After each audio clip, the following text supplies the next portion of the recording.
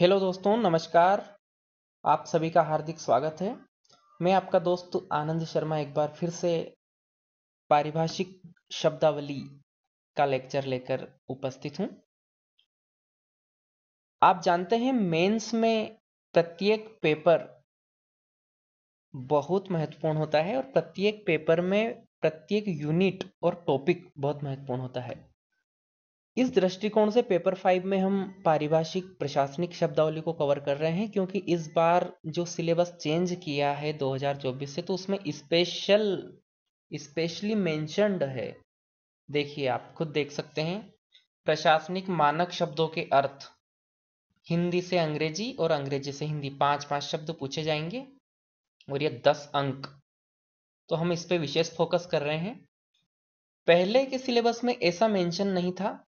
पहले अनुवाद था 35 नंबर का, और जो पारिभाषिक शब्दावली थी वो इसके अंतर्गत थी। यहाँ पर जो ये 20 अंक के हैं, तो कभी 4 शब्द कभी 2 शब्द पूछे गए हैं। तो 2020 से लेकर 23 तक जो चारों साल मेंस हुई है ना, उनके मैं शब्द आपके लिए लेकर आया हूँ आज। तो आपको आइडिया हो जाएगा कि किस प्रकार से पारिभाषिक शब्दावली पूछी जाती हैं। इसमें कोई ऐसे शब्द नहीं है मित्रों जो कभी सुनने को ना मिले या बहुत अधिक कठिन हो। सभी वही शब्द हैं जो आप आए दिन अखबारों में पढ़ते रहते हैं और सुनते रहते हैं। इस टाइप के ही शब्द हैं। तो और हमारी जो क्लासेस चल रही हैं, तो हम भी इसी प्रकार के शब्दों को निरंतर वाक्यों में प्रयोग द्वारा कवर करवा रहे हैं। आप जानते हैं, पिछली 8-9 क्लासेस में मैंने यही आपके लिए किया है। तो मुझे उम्मीद है कि आप निरंतर गंभीरता के साथ इसको नोट कर रहे होंगे। बिना देरी किए हम देख लेते हैं कौन कौन से शब्द पूछे गए हैं। सबसे पहले 2020 पर हम जाएं तो 5 शब्द पूछ लिए गए थे मित्रों। 3 इंग्लिश के दिए थे और 2 हिंदी के उन्होंने दिए थे। तो जो हिंदी का शब्द अभिरक्षा था, हम देखते हैं। अभिरक्षा तो आप जानते ही हैं, कस्टडी से बोलते हैं। जब कोई आरोपी रिमांड पर होता है तो वो पुलिस अभिरक्षा में होता है, तो उसे कस्टडी बोलते हैं कि अभी पुलिस कस्टडी में है कोई व्यक्ति। इसके बाद स्टेट्समैन राजनेता, ये बहुत चर्चित शब्द है। आपने न्यूज़पेपर में लगातार देखा होगा, इसको खबरों में चलता रहता है। तो ये भी कोई अजनबी शब्द हमारे लिए नहीं है। इसके बाद इंडोर्समेंट, देखिए मित्रों, इंडोर्समेंट पृष्ठांकन, ये आपके सिलेबस में है। पत्र लेखन में भी जो आखिरी प्रश्न पत्र है ना, निबंध लेखन वाला, उसमें आपको पृष्ठांकन को करके जाना है। मित्रों, मैं आपको बता दूं कि जब भी कोई पत्र लिखा जाता है एक शासकीय कार्यालय से दूसरे शासकीय कार्यालय को, तो उसे शासकीय पत्र हम कह देते हैं। उनमें एक पृष्ठांकन होता है। जब कोई एक पत्र मुख्य जो कार्यालय होता है जिसको भेजा जाता है, उसके साथ साथ किसी अन्य कार्यालयों को प्रतिलिपि के तौर पर या सूचनार्थ भेजा जाता है, तो नीचे पृष्ठांकन किया जाता है और उस पत्र क्रमांक को अलग से नीचे क्रमांक दिए जाते हैं, उसे पृष्ठांकन कहते हैं। मैं आपके लिए जो छठे पेपर के सारे लेटर है ना, उनका PDF मैंने तैयार कर रखा है, उस पर एक क्लास लेकर आने वाला हूँ। ये 25 नंबर का मामला है, तो इसको भी आप कवर करेंगे मेरे साथ साथ, आप बने रहिए। विपणन अगला शब्द था मित्रों। विपणन को मार्केटिंग कहते हैं, आपने बहुत सुना होगा, ठीक है। इसके बाद आया था इम्पोस्ट, अर्थात चुंगी, एक प्रकार का कर होता है ये। तो ये शब्द आप देख रहे होंगे 2020 में पूछे गए थे। आगे बढ़ते हैं, हम 2021 में चलते हैं मेंस में। तो कौन कौन से शब्द पूछे गए, आ जाइए 2021 में चलते हैं।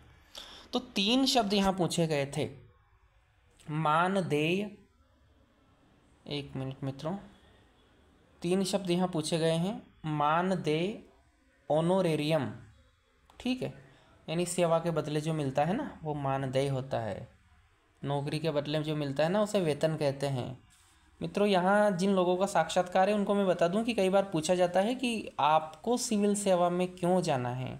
तो हम बताते हैं नहीं कि हमें एक अच्छी जॉब प्रोफाइल यहाँ मिलेगी, वेतन मिलेगा, जिससे हमारी पारिवारिक रिस्पॉन्सिबिलिटी को हम आसानी से पूरा कर पाएंगे। तो वहाँ ये शब्द उचित रहता है कि सर, ये एक नौकरी ना होकर एक सेवा है, और यहाँ वेतन ना मिलकर एक मानदेय के रूप में मिलता है, क्योंकि सेवा के बदले कोई मूल्य नहीं दिया जा सकता मित्रों, आप ये बात तो जानते ही हैं। तो सरकार सभी सिविल सेवकों को ऑनोरेरियम मानदेय देती है ना। तो आप ऐसा वहाँ जवाब दे तो आपकी विनम्रता का सत्यापन हो जाएगा बोर्ड के सामने। अगला शब्द है पेंशन, 2021 में आया था। इसको बोलते हैं मित्रों हिंदी में वृत्ति या इमदाद, है ना। पेंशन शब्द आपने वृद्धावस्था पेंशन के रूप में विधवा पेंशन ये सुना होगा, और कर्मचारी को भी पेंशन मिलती है, तो वो वृत्ति होती है। इसको शुद्ध हिंदी में मैं बोलूँ अपनी आम भाषा में तो जीवन निर्वाह धन इसे कह सकते हैं, पर वो शब्द मत लिखना आप, वृत्ति इसका पारिभाषिक शब्द है। 2022 में कौन से शब्द पूछे गए थे, आइए देखते हैं। वसीयतनामा, क्या है वसीयतनामा, ठीक है दोस्तों। इसको टेस्टामेंट कहते हैं, टेस्टामेंट, क्लियर है आपको, ठीक है। टेस्टामेंट लिख लेना, आप अपना टेस्टामेंट लिख कर जाओगे ना। एक्टिंग का होता है कार्यकारी अभिनय, दोनों अर्थ होते हैं।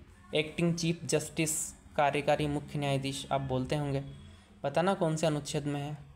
अभिनय यानी एक्टिंग करना तो है ही सही, तो आप कार्यकारी यहाँ लिखना ज़्यादा उचित समझना, क्योंकि यही है। डैश करके आप ऑब्लिक करके आप अभिनय भी लिख सकते हैं। आर्बिट्रेटर 2023 वाले शब्द देख लेते हैं अब। ये 2 ही आए थे 22 में, और 23 में भी 2 ही, क्योंकि सिलेबस में मेंशन नहीं था तो वो बस इतना ही पूछ रहे थे। पर अब तो स्पेशली 10 नंबर में पूछा जाना है, आपको पता है। आर्बिट्रेटर मध्यस्थ, पृष्ठांकन, इंडोर्समेंट। आपने देखा होगा 2020 में इंडोर्समेंट पूछा था, देखो यहाँ पे पूछा है कि नहीं, पूछा है। पृष्ठांकन इसका था, और अब 2023 में पृष्ठांकन पूछ लिया और इंडोर्समेंट इसको इंग्लिश करना था, तो रिपीट भी होते हैं।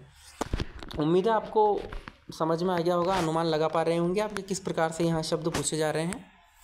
तो हमारे साथ बनी रहिए, मैं आपको पारिभाषिक शब्दावली की यात्रा पूरी करवाऊँगा। फिर हम साथ साथ नई सीरीज भी स्टार्ट करेंगे, जिसमें ये सिलेबस है। हमारा टारगेट इन 200 में से 180 नंबर लेकर आना, और ये मजाक नहीं, आप सुनने में अजीब लग रहा होगा, लेकिन ये पेपर ऐसा है, सिलेक्टेड कंटेंट पढ़कर इसमें लाए जा सकते हैं दोस्तों, कोई बड़ी बात नहीं है।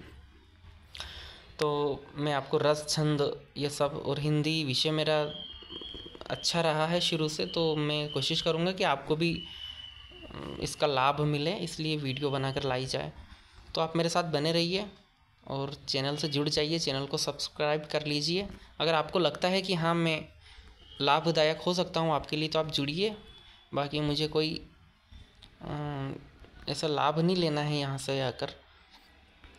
तो दोस्तों आपका समर्थन मिलता रहेगा, आपका सुझाव मेरे लिए मार्गदर्शन का काम करता है, तो एक कमेंट ज़रूर करें।